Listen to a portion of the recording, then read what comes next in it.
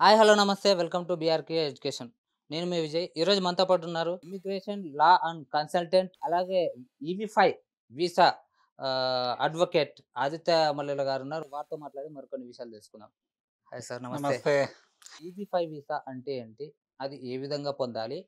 And దానివల్ల uses ఏంటి? So, ఇప్పుడున్న సిట్యుయేషన్‌లో మనం చూసుకుంటే యూఎస్‌లో ప్రాక్టికల్‌గా గ్రీన్ కార్డ్ రావాలి అంటే 50-100 ఇయర్స్ పైన పడుతుంది. ఓకే. సో, ఎందుకు పడుతుంది అనేది జనాలు తెలుసుకోవాలన్నా, వ్యూవర్స్ తెలుసుకోవాలన్నా మేజర్‌గా మనం ఇంతకుముందు చూసిన కొన్ని హండ్రెడ్స్ ఆఫ్ వీడియోస్ ఆల్రెడీ యూట్యూబ్‌లో ఉన్నాయి. వాళ్ళు చూసి తెలుసుకుంటే ఇంకా క్లారిటీ వస్తది. అలానే వాళ్ళేంటంటే ఆ వీడియోస్ కూడా గో త్రూ అయితే అసలు ఈబీ5 వీసా ఎలా తెచ్చుకోవచ్చు? దాని ఒక అడ్వాంటేజెస్ ఏంటి అనేది బాగా కనెక్ట్ అవుతారు. సో, 100 ఇయర్స్ ఎందుకు పడుతుందంటే, మనది ఇండియాలో పాపులేషన్ అనేది చాలా ఎక్కువున్న కంట్రీ. అలానే చైనా గూడా చాలా పాపులేషన్ ఎక్కువున్న కంట్రీ. సో, ఎప్పుడైతే మన వాళ్ళు ఎక్కువ యూఎస్‌కి మైగ్రేట్ అయ్యి సెటిల్ అవ్వాలి అనుకుంటున్నారో, డెఫినెట్‌గా వాళ్ళకేంటి అంటే, ఇంతకుముందు ఆల్రెడీ సెటిల్ అయిన ఆళ్ళని చూసి ఇన్‌స్పైర్ అయ్యారు మోస్ట్ ఆఫ్ ద టైమ్. ఇంతకుముందు ఎవరైతే సెటిల్ అయ్యారో, ఒక 30 ఇయర్స్ బిఫోర్ సెటిల్ అయినాళ్ళు, లేదా 20 ఇయర్స్ బిఫోర్ సెటిల్ అయినాళ్ళు, లేదా 15 ఇయర్స్ బిఫోర్ సెటిల్ అయినారు. వాళ్ళకున్న పరిస్థితులకి, ఇప్పుడున్న పరిస్థితులకి తేడా ఏంటంటే, రూల్స్ అండ్ రెగ్యులేషన్స్ స్టాండర్డ్‌గానే ఉన్నాయి. సో, రూల్స్ అండ్ రెగ్యులేషన్స్‌లో మరీ ఆస్ట్రేలియా, కెనడా లాగా 6 మంత్స్‌కో లేతే ప్రతి 2 ఇయర్స్‌కో రూల్స్ మారే ఇమిగ్రేషన్ రూల్స్ మారేంత సిట్యుయేషను యూఎస్‌లో లేకపోయినా, ఏవైతే రూల్స్ ఉన్నాయో అయన్నీ గూడా లీగాలిటీస్, రూల్స్, రెగ్యులేషన్స్ అన్నీ స్టాండర్డ్‌గానే ఉన్నాయి. బట్ ఆ రూల్స్ అండ్ రెగ్యులేషన్స్‌ని బేస్ చేసుకొని ఎన్ఫోర్స్‌మెంట్ ఆఫ్ రూల్స్ ఏవైతే ఉన్నాయో అయ్యి ట్రంప్ వచ్చాక ఇంకా ఎక్కువ ఎన్ఫోర్స్ చేయటం జరిగింది. ఎప్పుడైతే ఈ రూల్స్ ఎన్ఫోర్స్‌మెంట్ ఎక్కువ జరిగిందో, సో, ఆ పరిస్థితులన్నీ మారుతా వచ్చినాయన్నమాట. అంటే ఇంతకుముందు చాలా కన్వీనియన్స్ ఉండేది. ఇంతకుముందు ఎళ్ళినాళ్ళకి ఏమైంది అంటే, ఇంత అక్యుములేషన్ లేదు గ్రీన్ కార్డ్ కోసం. సో, వాళ్ళకేంటంటే గ్రీన్ కార్డ్ కోసం ఇంత ఇబ్బంది పడాల్సిన అవసరం లేదు. ఇంత లాంగ్ వెయిటింగ్ లైన్స్ లేవన్నమాట. అలానే ఎవరైతే మధ్యలో ఎళ్లారో వాళ్ళకి ఈ వెయిటింగ్ లైన్ లిస్ట్ అనేది స్టార్ట్ అయిందనమాట. ఎప్పుడైతే ఈ వెయిటింగ్ లైన్ స్టార్ట్ అయిందో, వాళ్ళు వాళ్ళొక పిల్లల భవిష్యత్తుని బేస్ చేసుకొని అక్కడ ఉండాలి, యూఎస్‌లో సెటిల్ అవ్వాలి అని చెప్పి ఆలోచిచ్చడం జరిగింది. ఎందుకు అంటే ఆళ్ళ పిల్లలు గనక అక్కడ పుడితే వాళ్ళకి సిటిజన్‌షిప్ వస్తది కాబట్టి, వాళ్ళు పెద్దాళ్ళయినాక పేరెంట్స్‌కి స్పాన్సర్ చేయొచ్చు అన్న ఉద్దేశంతో. బట్ అది దాని మీద గూడా ట్రంప్ ముందుకు ప్రొసీడ్ అయ్యి, అది క్యాన్సిల్ జేయటానికి ట్రై జేయటం జరిగింది. సో, ఆఫ్‌కోర్స్ ఏంటంటే, కాన్స్టిట్యూషన్ పరంగా అది క్యాన్సిల్ అయ్యిద్దా? లేపోతే 14థ్ అమెండ్మెంట్ కాన్స్టిట్యూషన్ ప్రకారం అది ప్రొటెక్ట్ అయ్యిద్దా? లేతే వేరే రకంగా దాన్ని ఇంటర్ప్రెట్ చేసి అమెండ్ జేస్తారా? అనేది ఫర్దర్‌గా ఏంటంటే, ఫర్దర్ టైమ్ పీరియడ్‌లో చూడాలి ఏం జరిగిద్దని. అయితే ఎప్పుడైతే 50-100 ఇయర్స్ అసలు గ్రీన్ కార్డ్ రావడానికి పడుతుందో, ఆల్టర్‌నేటివ్ విధానాలు ఏమున్నాయి? ప్రతి మనిషికి ఏంటంటే, ఎతుక్కోవాల్సినయి ఏంటంటే అదర్ వీసాలు ఏదన్నా అవైలబిలిటీ ఉందా?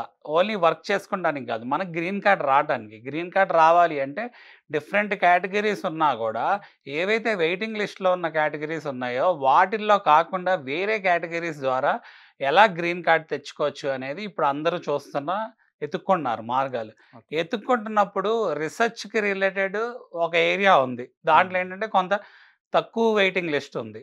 అలానే మేనేజర్ రోల్ ద్వారా మీరు గనక ఈబీ1 ఏ, బి, సి కేటగరీ ఏదైతే ఉందో దానికేంటంటే 22 వెయిటింగ్ లిస్ట్ ఉంది.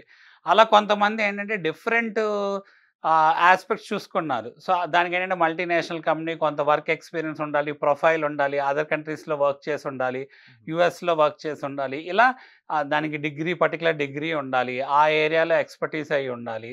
సో, ఇంతమంది టీమ్‌ని గైడ్ చేసుండాలి. కొంత డాక్యుమెంటేషన్ ఉంటది.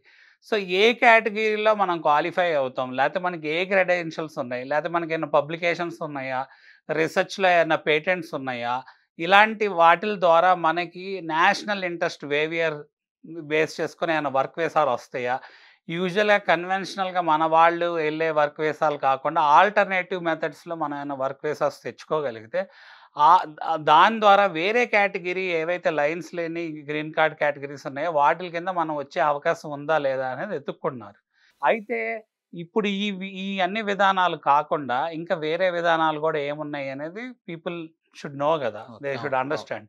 సో, ఈబీ5 వీసా అంటే వీసా బై ఇన్వెస్ట్‌మెంట్ అన్నమాట. అంటే మనకి పర్మనెంట్ రెసిడెన్సీ గ్రీన్ కార్డ్ ఏదైతే ఉందో అది త్రూ ఇన్వెస్ట్‌మెంట్ వస్తే మంచిదే గదా! సో, హ్మ్. ఈబీ5 వీసా అనేది త్రూ ఇన్వెస్ట్‌మెంట్ వచ్చే వీసా అనమాట. ఈ వీసా యొక్క అడ్వాంటేజ్ ఏంటి అంటే, ఎవరైతే యూఎస్‌కి మైగ్రేట్ అవ్వాలన్నా, లేకపోతే యూఎస్‌లో సెటిల్ అవ్వాలన్నా, వాళ్ళు గ్రీన్ కార్డ్ అనేది వాళ్ళ ఫైనల్ డెస్టినేషన్ అని భావిస్తారు.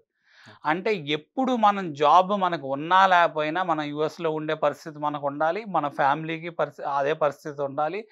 ప్లస్ ఒక జాబ్ నుంచి ఒక జాబ్ మారుతున్నప్పుడు మనకి ఏ వీసా రిస్ట్రిక్షన్స్ ఉండకూడదు. యూజువల్‌గా ఉన్న వర్క్ వీసాస్ పరంగా సేమ్ ఫీల్డ్‌లో ట్రాన్స్‌ఫర్ అయితే పెద్ద రిస్ట్రిక్షన్ ఉండబోదు. లేపోతే ఆల్రెడీ వాళ్ళు గ్రీన్ కార్డ్ ఫైల్ చేసుంటే, ఆ గ్రీన్ కార్డ్ రాటానికి 100 ఇయర్స్ పడుతుంది కాబట్టి దాన్ని బేస్ చేసుకొని వాళ్ళక్కడ వర్క్ చేసుకున్నారు.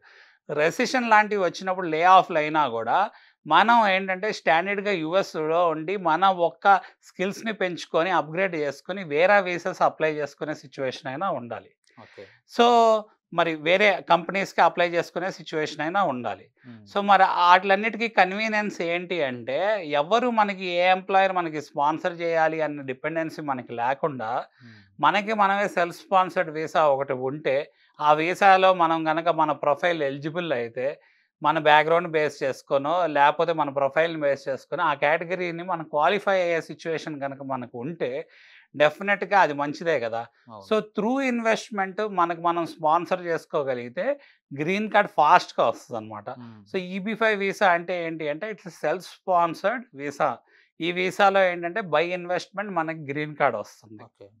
సో, ఈబీ-5 వీసా ఒక అడ్వాంటేజ్ ఏంటి అంటే ఫాస్ట్‌గా గ్రీన్ కార్డ్ వస్తది. ఎంటైర్ ఫ్యామిలీ మొత్తం కూడా క్వాలిఫై అవుతారు. ఓకే. అదే దీని యొక్క గొప్పతనం. అంటే ఆ గ్రీన్ కార్డ్ రావడం వల్ల సో, మన ఫ్యామిలీకి గూడా ఒక ప్రొటెక్షన్ లాగా డెఫినెట్‌లీ. ఉంటది. ఇప్పుడు గ్రీన్ కార్డ్ అనగానే మన ఒక్కళ్ళకే గాదు గదా! మన ఫ్యామిలీకి గూడా గ్రీన్ కార్డ్ రావాలి. అవును. సో, యూజువల్‌గా వెయిటింగ్ లిస్ట్ కూడా ఎందుకు అక్యుములేట్ అయిందంటే, యూజువల్ మెథడ్స్ ద్వారా ఎళ్ళే వాళ్ళకి, హ్మ్. ఈ ఫ్యామిలీ మెంబర్స్ గ్రీన్ కార్డ్స్ గూడా కన్సిడరేషన్‌లోకి వస్తాయి గదా! అవును. 1+2 1+3 అంటే హ్మ్. మొత్తం 3-4 గ్రీన్ కార్డ్స్ ఇయ్యాలి. దానివల్ల ఓకే. లైన్ అక్యుములేట్ అయింది. హ్మ్. లైన్ అక్యుములేట్ అయినంత సేపు ఏంటి, ప్రతి ఒక్కళ్ళు ఇదే సేమ్ సైకిల్ ద్వారా ఎళ్ళాలి. ఆళ్ళ అవును. చిల్డ్రన్ కూడా అక్కడ పుట్టకపోతే, వాళ్ళు కూడా ఇదే సైకిల్ ఎళ్ళాలి రేపు వాళ్ళు పెద్దాళ్ళయినాక గూడా. అప్పుడు వాళ్ళు గూడా వర్క్ వీసాస్ కోసం చూసుకోవాలి. మళ్ళీ వాళ్ళు గ్రీన్ కార్డ్ కోసం అప్లై చేసుకోవాలి. ఆ క్యాప్‌లో వాళ్ళు రాకుండా చూసుకోవాలి. ఈ ఓకే. ఇబ్బందులన్నీ ఉంటాయి కాబట్టి, అది బైపాస్ చేయటానికి ఈబీ-5 వీసా పనికొస్తది. ఇప్పుడు వి5 వీసా వస్తది ఓకే సార్. కానీ ఈ బ్యాక్‌గ్రౌండ్ వెరిఫికేషన్ ఏమన్నా ఉంటదా? దీని వెనకాల? డెఫినెట్‌గా. సో, ఏ వీసాకైనా గూడా బ్యాక్‌గ్రౌండ్ వెరిఫికేషన్ చాలా ఇంపార్టెంట్. బ్యాక్‌గ్రౌండ్ వెరిఫికేషన్ అనగానే, మనం స్టూడెంట్ వీసా మీద ఎళ్ళినా, లేపోతే ఏ వీసా మీద ఎళ్తున్నా గూడా పోలీస్ వెరిఫికేషన్ అనేది జరిగిద్ది. హ్మ్. సో, ఈబీ-5 వీసాకి గూడా ఏంటి అంటే, మనకి ఏం ప్రిస్క్రైబ్ చేస్తుందంటే, మనకి క్రిమినల్ రికార్డ్స్ అనేవి ఉండకూడదు. అలానే ఓకే. ఈబీ-5 వీసాలో సోర్స్ ఆఫ్ ఫండ్స్ ఏవైతే వస్తున్నాయో, మేజర్‌గా వాళ్ళు చూసేదేంటంటే, ఈ source of funds legitimate source of funds, taxed source of funds, legalised source of funds, white source of funds అయి ఉండాలి. ఆ పరంగా వాటిని డాక్యుమెంట్ చేసుకొని హ్మ్. ఎలిజిబుల్ అయ్యేటట్టు చూపించుకోగలగాలి. ఓకే. లేకపోతే ఏంటి అంటే, మనం యూజువల్‌గా అందరికొచ్చే డౌట్ ఏంటి అంటే, ఏదో మనీ లాండరింగ్ ద్వారా టాక్స్‌లు ఎగ్గొట్టి హవాలా ద్వారా గనక మనం డబ్బులు పంపించేస్తే, ఓకే. ఆ డబ్బులు ఈబీ-5 వీసాకి క్వాలిఫై చేసేయచ్చా అని అడుగుతా ఉంటారు. మీరు ట్రాక్ చూపినంత సేపు ఆ డబ్బులు డెఫినిట్‌గా క్వాలిఫై అవ్వవు. ఓకే. ఎవరైతే మీకు డబ్బులు ఇస్తున్నారో, లేతే డబ్బులు పంపుతున్నారో, వాళ్ళకెక్కడి నుంచొచ్చినియి అనేది చూపియగలగాలి. ఓకే. అంటే మనీ లాండరింగ్ చేసి కాదు, అంటే లీగల్‌గా, ఎథికల్‌గానే ఈ డబ్బులొచ్చినియి. హ్మ్. లేపోతే నాకు యాన్సెస్ట్రల్ ప్రాపర్టీ ద్వారా వచ్చినియి. లేపోతే నేను ఎవరి దగ్గర లోనో, గిఫ్టో తీసుకున్నానని చూపియగలిగేటట్టు ఉండాలి. అంటే okay. Transparency of the funds, దానొక ఫ్లో ఆఫ్ ఫండ్స్ అనేది చూపియగలగాలనమాట. వీసా ఎలా పొందాలి? ఏంటి? దాని వెనుక యూజెస్ ఏంటి? అనే దాని గురించి చాలా తప్పకుండా చక్కగా ఫర్దర్ చెప్పారు. వీడియోస్‌లో గూడా ఇంకా ఇంకా డీటెయిల్‌గా తెలుసుకుందాం. Yeah! Thank you so much sir. Thank you. Thank thank you you. So